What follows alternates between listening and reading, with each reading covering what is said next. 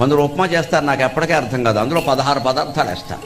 రైతు బజార్లో దొరికే కూరగాయలన్నీ అందులో ఉంటాయి. అది ఉప్మా ఎందుకు అవుతుంది ఏమిటో చెప్పమా అవుతుంది. ఉప్మా చేయడం చేతకానివాడు చేసే పని. ఉప్మా అంటే కేవలం గోధుమ రవ్వ ఏదో ఉండేదేదో అదే ఉండాలి. ఇవన్నీ ఎందుకుంటాయి? తాళింపై పోపై కావాలంటే 2 జీడిపప్పులే, వేరుశెనగ గుళ్ళు తుపాకు గుళ్ళు వేస్తారేటండి.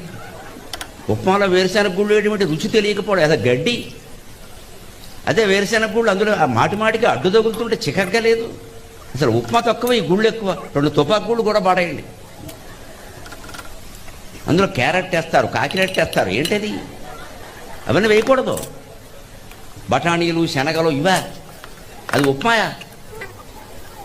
ఒక రకంగా ఎందుకు చేస్తారంటే అది రుచి పాడైంది. ఆ పాడైంది ఎదుటివాడికి తెలవద్దు, అందుకని ఇవన్నీ కలిపి మొత్తం కలిపి